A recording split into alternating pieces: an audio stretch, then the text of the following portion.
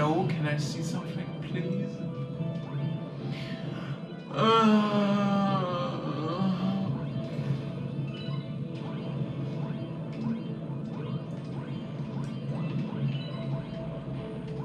Where's the pipe? Come on. There it is. I'm actually curious why this... wait, let's just make it like this. I think this is much easier.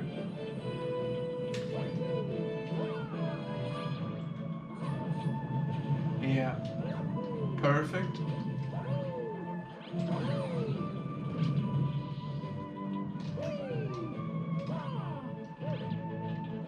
I think this is much easier to perform.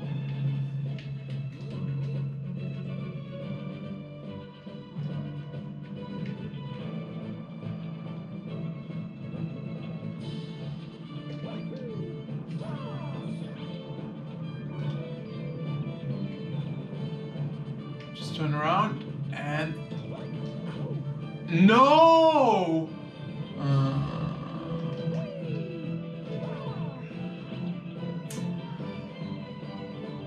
Wait, is this rocket? No, there's no rocket. Okay. I just thought that the rocket was turning around.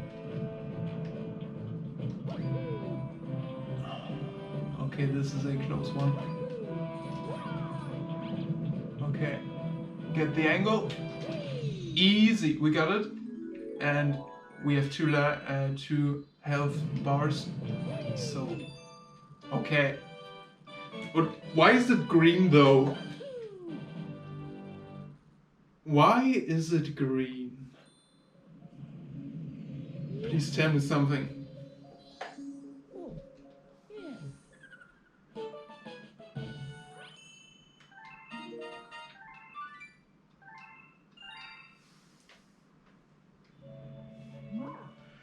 You rescued a green power star. These stars have a special power. Ask the green Lumas about them. After all, they will transform into green power stars someday. Okay. I guess we will interrogate someone.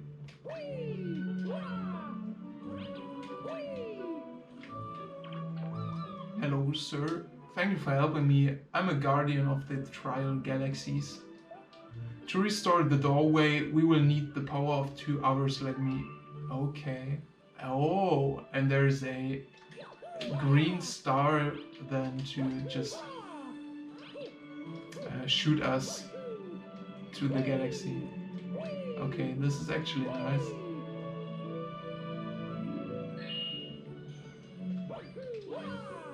Oh, it's open. What are these Illumas doing? Are just playing around?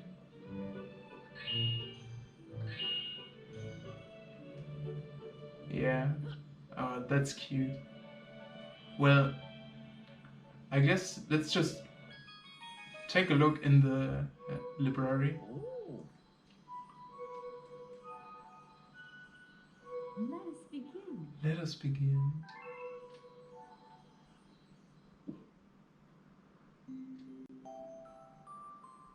Chapter 1, The Celestial Duo.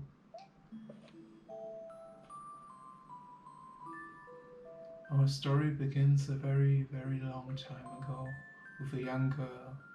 One day, this girl spotted a rusted spaceship holding a small star child. Oh, what's your name? Are you lost? The girl asked the star child. Oh. I'm Luma, and I'm waiting for Mama. She's coming for me on a comet, said the star child, who had been waiting day and night. Don't worry, I'll wait with you, the little girl promised Luma. At nightfall, The little guy borrowed her father's telescope and peered into the sky. She looked and looked, but she saw nothing. Hours turned into days and then years, but still the sky revealed nothing. Finally, the little girl sighed and said to Luma, "If we stay here looking much longer, I'll be an old lady soon." But then she had an idea. "Why don't we go out there and find your mother ourselves?" The girl and Luma fixed up the rusty spaceship, and then the two set sail into the starry sky, and this is how the search for the celestial mother began. Chapter 2, Star Bits. Days passed with no sight of the comet or even a single planet. Instead, asteroids extended for as far as the eye could see. "If I had known it was going to take this long, I would have packed more jam," said the little girl above the rumble of her belly.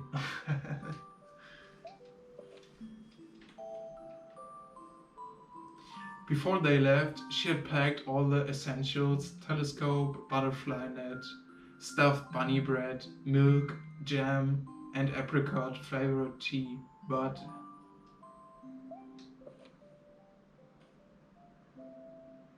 I forgot to bring water. At this, Luma burst into gales of laughter, and the girl began to pout. "As long as I have star bits, I'll be fine," said Luma. "Want some?" The little girl couldn't stay mad after hearing this.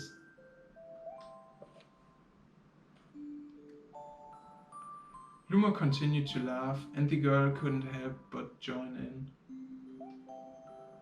"Alright, maybe just a nibble." Leaning far out of the ship, the pair began to collect star bits with the girl's net. They almost fell out a few times, but they kept on collecting. The star bits tasted like honey.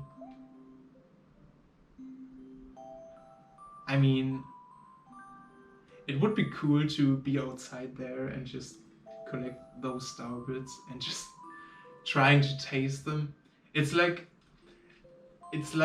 the imagination of clouds being like sugar, like this sugar thing you get on, yeah, how's it called? On those yearly things. Yeah, I forgot the vocab. Never mind. It's a bit late. Let's just continue with our storytelling. I mean, it's great that she's helping the little Luma to just find her mother.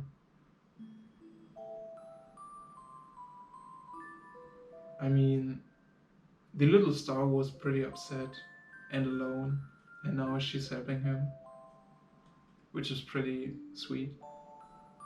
Chapter 3, The Comet.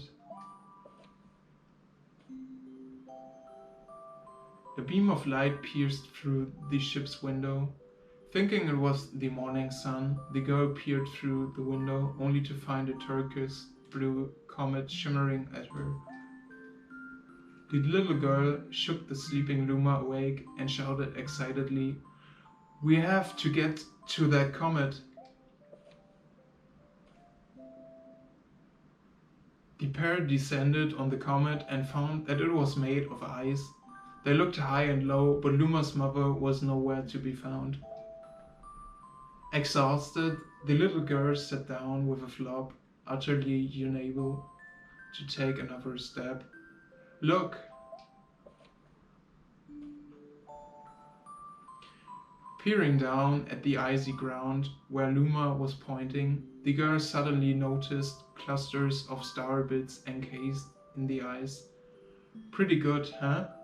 Finding star bits is my specialty," said Luma, beaming. There's ice here, but it's so warm, I bet there's water here too. The two decided to stay on the comet for a while. Right in the Turkish comet, the pair continued their search for Luma's mother.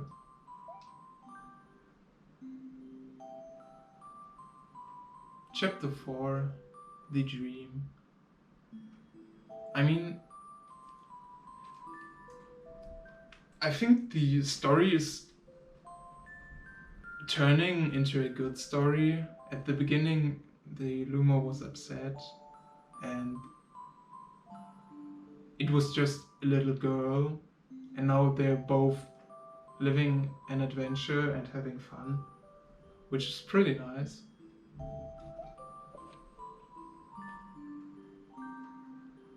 One night, the girl dreamed about her own mother. "Where are you going?" she asked her mother's retreating back. Without turning, her mother replied, "Don't fret, dearest. I'm not going anywhere.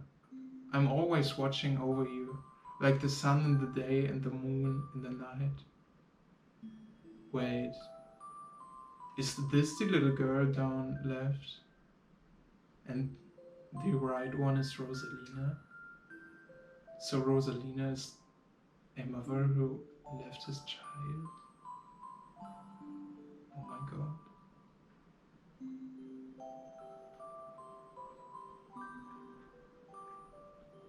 This is so sad. It makes me sad. The poor child. Like, I feel like, what if this could be me and my mother's leaving me?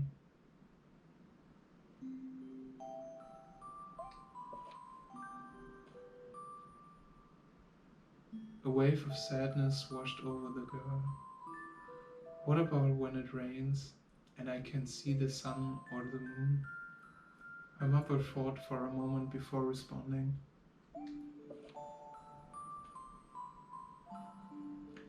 "I will turn into a star in the clouds and wait for your tears to dry."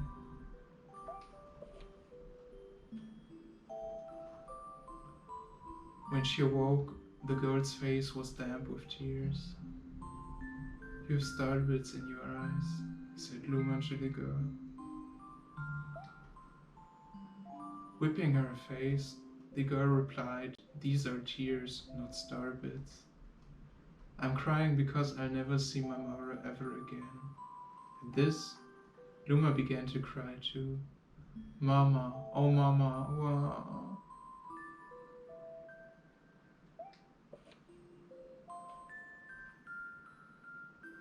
The pair traveled through the starry skies, and though they encountered many other comets, not one of them held Luma's mother. Luma was despondent. Now, Luma, the rain clouds won't go away if you keep crying," the girl said, giving Luma a squeeze. "I give you a present if you stop." The girl closed her eyes and said gently, "I'll take care of you." With these words, she felt a small spark in her heart.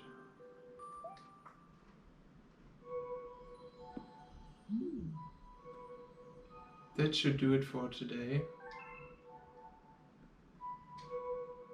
Okay.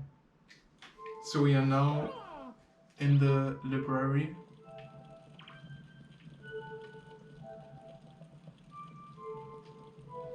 Okay.